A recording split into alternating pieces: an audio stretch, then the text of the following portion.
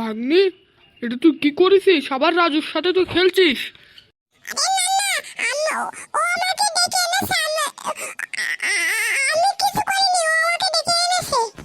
ভাগ্নি, তুই এইদিকে আয়।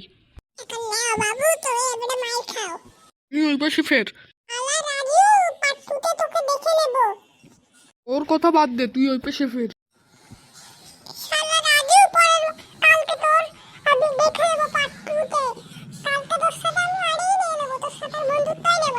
এখন এটা খা।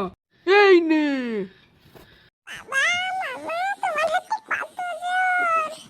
বসে থাক গাছের ডালের ওখানে। তুই থাক এখানে, আমি বাড়ি গেলাম।